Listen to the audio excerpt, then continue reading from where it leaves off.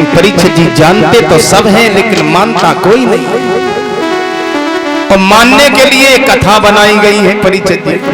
भगवान की कथाएं अगर सुनने के बाद अपने जीवन में उतार लो तो जीवन बदल जाएगा। चार शब्द भी अपने जीवन में। अच्छा एक बात हमें जब बताओ, जिंदगी तो काटनी है, दुख में कटे या सुख में बसर हो, जीना तो हर हाल में होगा। ये जीवन जो हमें तुम्हें मिला है इसे काटना तो है ही भाई। चाहे रोए के काटो, चाहे गाय के काटो, चाहे दुख में काटो और चाहे सुख में काटो। अब आनंद काय में है? दुख में है ना, दुख में काटते रहो। प्यारे भक्तों, आनंद है तो सुख में है। छोटी सी मुस्कुराहट के पीछे एक अगर सेल्फी अच्छी आएगी तो जिंदगी भर मुस्कुराते रहो तो परिवार बदल जाएगा। प्यारे, मुस्कुराते मुस्कुराते जिंदगी को काट लो, यही मानव का कर्तव्य है, यही मानव का धर्म है। और परीक्षित जी ये हमारा आपका कर्तव्य है, क्योंकि गोस्वामी तुलसीदास जी कहते हैं क्या कि बड़े भाग मानव तन पावा। बड़े भाग से माताओं बहनों, बड़े भाग्य से मानव की योनि हमें तुम्हें मिली है। 84 लाख योनियों में भटके, कई पशु बने, कई कुछ बने, लेकिन भगवान की कृपा हुई तो परीक्षित जी मानव की योनि दे करके हमें तुम्हें भगवान ने भेज दिया कि जाओ कौआ रामपुरा में अच्छी तरह से रहना, झगड़ना नहीं, लड़ाई नहीं करना। कहते हैं तुलसीदास, बड़े भाग मानव तन पावा, मानव तन पावा, हो सुर दुर्लभ, जय हो सुर दुर्लभ सति ग्रंथ निगाह, जय हो।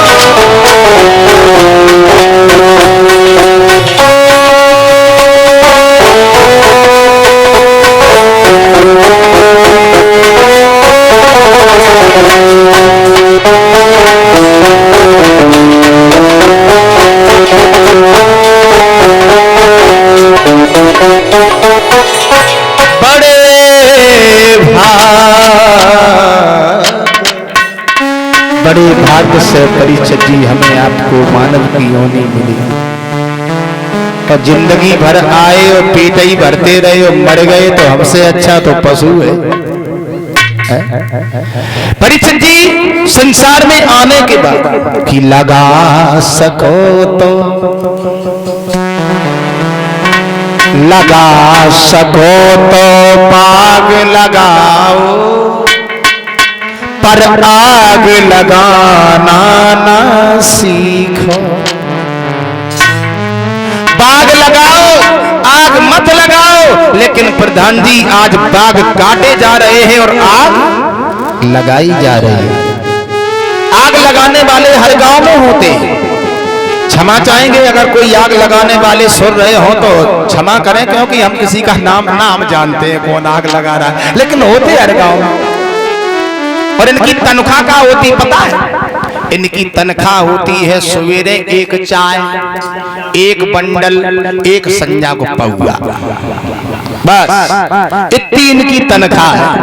इतने ही ये आग लगा रहा था कि लगा सको तो बाग लगाओ, आग लगाना ना सीखो। मिटा सको तो अभिमान मिटाओ, मान मिटाना ना सीखो। और जला सको तो दीप जलाओ, कऊ के दिल को जलाना ना सीखो।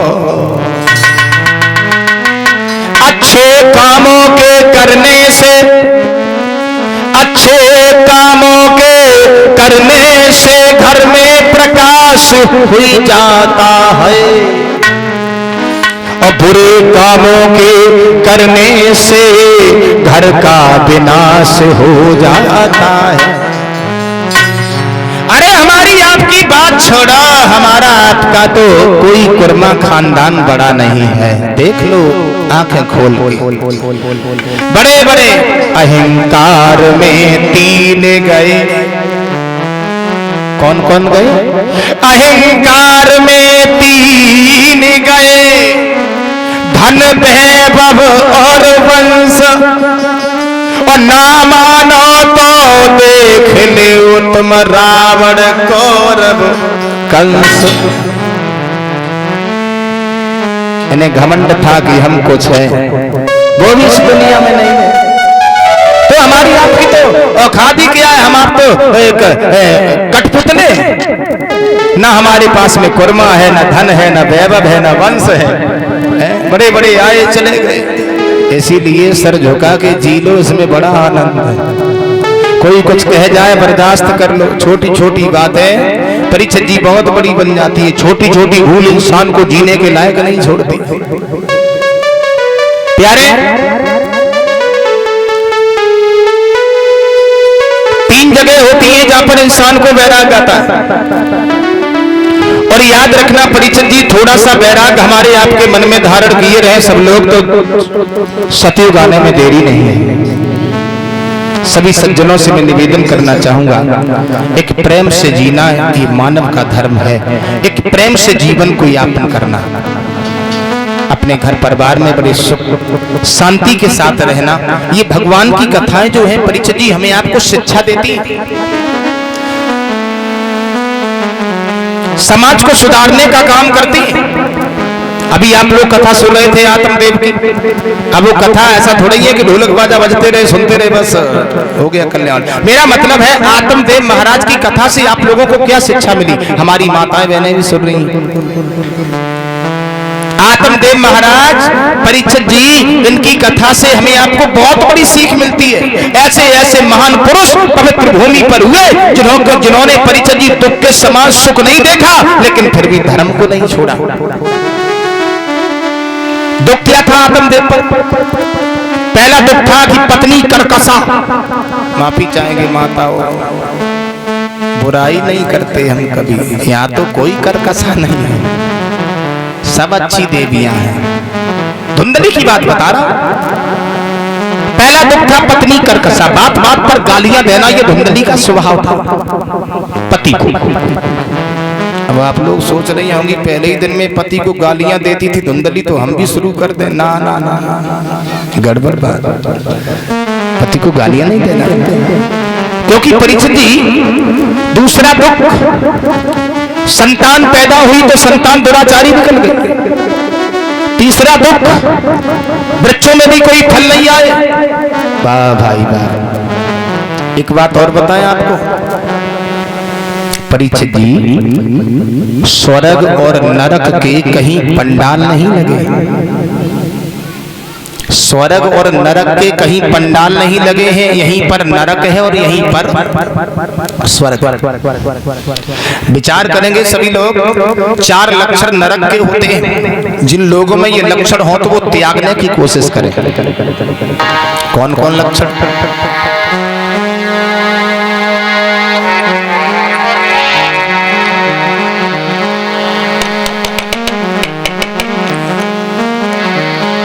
कपड़ा मैले, अगर कपड़ा गंदे हैं तो परीक्षित जी नरक का लक्षण है। भले ही फटे हो, साफ हो, वो गंदे कपड़ा पहन के कहीं संगत में बैठ जाना, किसी की अपमान हो जाएगा, ये नरक का लक्षण है। फटे हो लेकिन साफ होना चाहिए। कपड़ा मैले सर पे कर्ज, किसी का पैसा है और वायदे पर अगर नहीं दे पाया और कथा में बैठ गए तुम, और पैसे वाले ने देख लिया तो गद्दी के पीछे ही चुपचाप देखो मांगन ना लगे, है ना, ये नरक का लक्षण है। कपड़ा मैंने सर पे करज और घर में कुलक्षणी ना। भगवान ही मालिक है, अगर कुलक्षणी देविया कहूं तो फिर मामलो ही खराब है। कुलक्षणी स्त्री अगर घर में आ जाए तो परीक्षित जी घर बर्बाद। चलो छोड़ो ये बात छोड़ो। चौथा लक्षण क्या है? बेवकूफी औलाद हुए तो नरक के लक्षण। सबसे बड़ा नरक है परीक्षित जी बेवकूफ औलाद। अगर संतान दद्दा दुराचारी निकल गई तो फिर पिता का जीना, क्योंकि संतान चाहे तो पिता को सिंहासन पर बैठा सकती है और संतान चाहे तो समाज में जीने के लायक न छोड़े। संतान अगर दुराचारी निकल गई तो परीक्षित जी ये सबसे बड़ा नरक है। भाइयों, दुराचारी बनने की कोशिश नहीं करना, माता पिता की इज्जत पर धब्बा नहीं लगाना, माता पिता को सिंहासन पर अगर न बैठाल पाओ तो घूरे पर भी मत बैठाल लेना। मैं आप लोगों से निवेदन कर रहा हूं, और जिन लोगों ने माता पिता को अगर अपमानित किया तो जिंदगी में वो पुत्र कभी धनवान नहीं हो सकता, वो पुत्र कभी सुख की नींद सो नहीं सकता। बहनाओं, जो लोग अपने माता पिता का अपमान करते हैं। 4 लक्षण स्वर्ग के हैं। कौन कौन? कि नाज पुराना, पुराने गेहूं की रोटी करके खाना बड़ा स्वाद होगा, स्वर्ग को लक्षण है। कि नाज पुराना और घी नया, घर में सुशीला,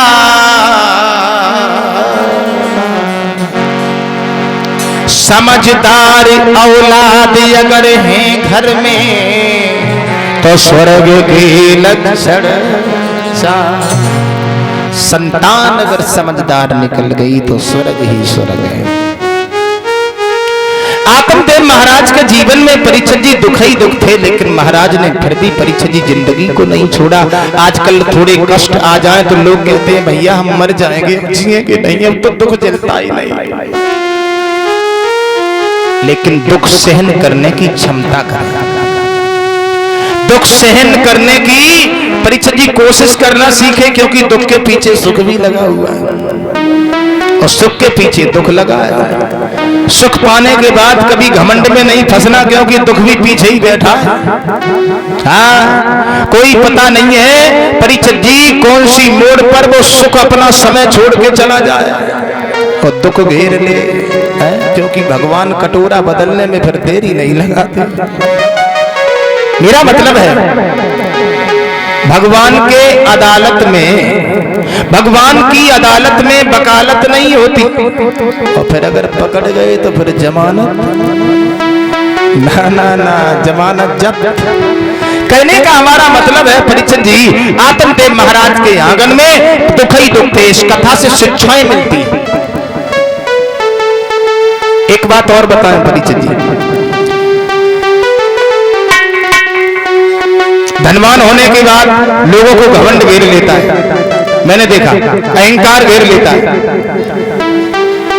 पैसा वाले हो गए, गाड़ियां हैं, बंगले हैं, गांव में आ रहे हैं तो बड़े बूढ़े से प्रणाम करना, चरणों को छूना बड़ी शर्मिंदगी महसूस होती है। सोचते हम पैसे वाले हैं, हम दद्दा के पैर कैसे छुएंगे, अब तो हम बड़े धनवान हो गए हैं। लेकिन धन एक साधन है, लेकिन साधन नहीं है। मैं मानता हूं बिना धन के परीक्षित जी कोई काम नहीं होगा, लेकिन धन एक साधन है। धन से हमें आपको सुंदर सी एक किताब मिल जाएगी, लेकिन ज्ञान नहीं मिलेगा। बताओ ज्ञान क्यों खरीद लिया? धन से हमें आपको रोटियां मिल जाएगी, भूख नहीं मिलेगी। धन से हमें आपको चारपाई मिल जाएगी, नींद नहीं मिलेगी। धन से परीक्षा जी ब्याह हो जाए लेकिन आचरण नहीं मिलेगी। चले जाओ यार, कर ले आया 1 लाख रुपया, आचरण कौन धरे, है ना? कहने का हमारा मतलब है धन से एकांत मिल जाएगा लेकिन शांति नहीं मिलेगी। और चाहे वो धनवान हो चाहे विद्वान हो परीक्षित जी, जिसका जन्म निश्चित है उसका मरण भी निश्चित है। ये तो सत्य है ना? चाहे वो धनवान हो चाहे विद्वान हो चाहे फकीर हो चाहे गरीब हो चाहे अमीर हो, जिसका जन्म निश्चित है उसका मरण भी निश्चित है। ये तो सब लोग मानते हैं कि मौत निश्चित है, और जब मानते हो कि मौत निश्चित है तो फिर जानते क्यों नहीं हो? अरे तेरी थोड़ी सी जिंदगानी काहे थे मरे जा।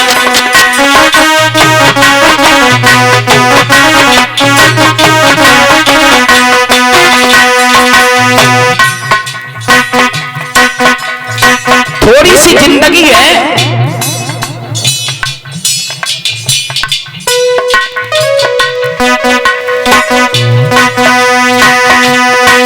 अरे तेरी थोड़ी सी जिंदगानी और काहे थे मरे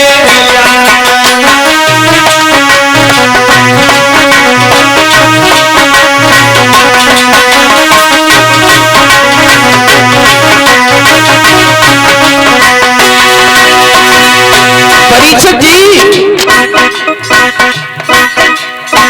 ऐठे मरे जात और काहे चटके मरे जात तो पे अरे तो पे सदा न रहे काहे ऐठे मरे जात।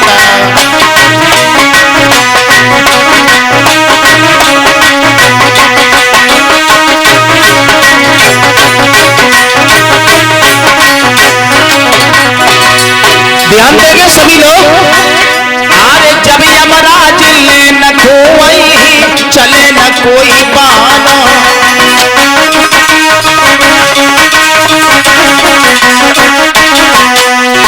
जब यमराज ले न कोई चले न कोई बहाना,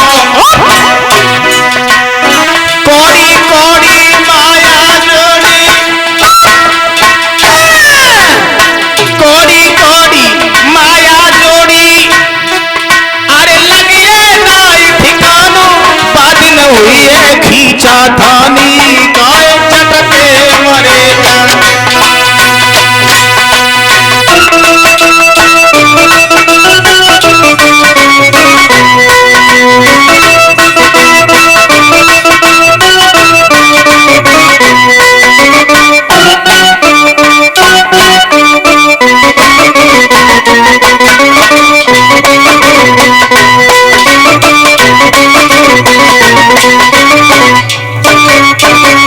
परीक्षित महाराज तेरी थोड़ी सी जिंदगानी काहे ऐठे मरे जा।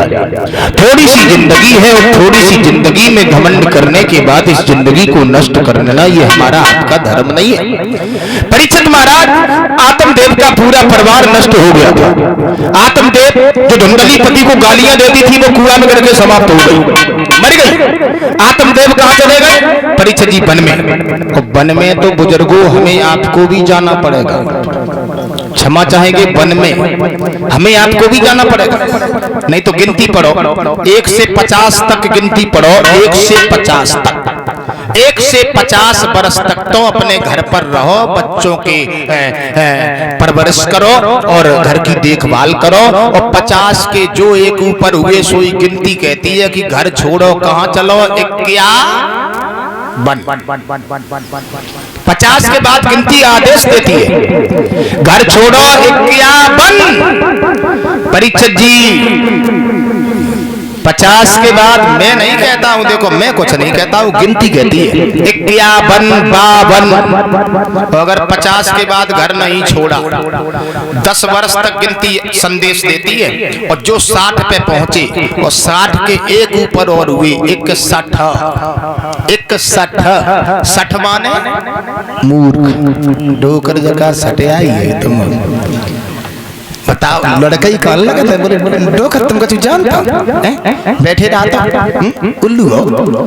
अब बुढ़ापा भाई हो उल्लू नहीं देख रहा था जगह तुम उल्लू हो। बताओ परिचय जी जिसने घर को बना के तैयार कर दिया, लड़का पिता से कहता है तुम तो कभी जानता उल्लू हो। वाह भाई बस तुम मूर्ख हो, 60 माने मूर्ख। तो एक 60 के बाद परिचय जी हम आप मूर्ख बजने लगे। और जो 60 के एक ऊपर और हुए 61 62 63 गिनती कहती है। और जो 70 पे पहुंचे 70 के एक ऊपर और हुए 71। 70 के बाद बोले भगवान अब तर जाते 71 72 73 गिनती कहती है। अब तरोगे कैसे, घर छोड़ा नहीं, माया के बंधन में फंसे रहे हैं। बता बुढ़ापे में डोकरी को बाजार करवा रहे हो तो महाराज अब मूर्ख तो बजने लगे। वाह भाई 80 पे पहुंचे, 80 के एक ऊपर और हुए 81। 80 के बाद बोल बंद हो गया, 81 मुख से सीसी निकलने लगी। और जो परिचय जी 90 पे पहुंचे तो 90 के एक ऊपर और हुए 91। जकात भगवान ले चलो बैकुंठपुरी को तो कजू होतू है ना बैठो जात ना उठो जात, घर वाले जकात कराओगे बम्मा में गिर जाओ जाओ तो बढ़िया है।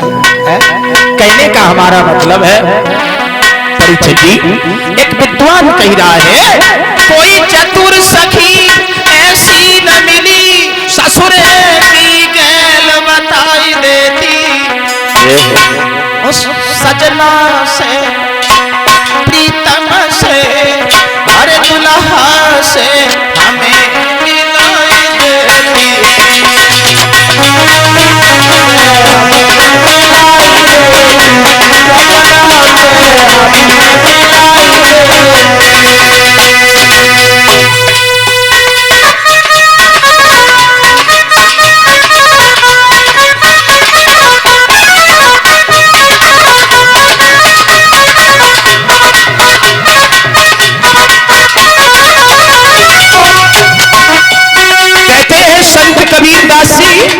कोई चतुर सखी ऐसी न मिली, ससुरे की गैल बताए देती।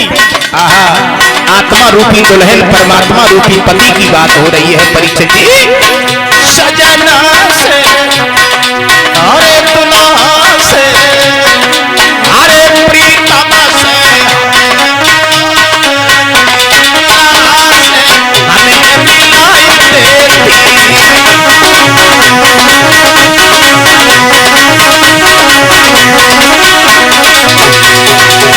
कौन नहीं मिलने देता हमें तुम्हें? परिचय जी जरा गौर करें सभी लोग। अरे काम क्रोध मत लोभ लुटे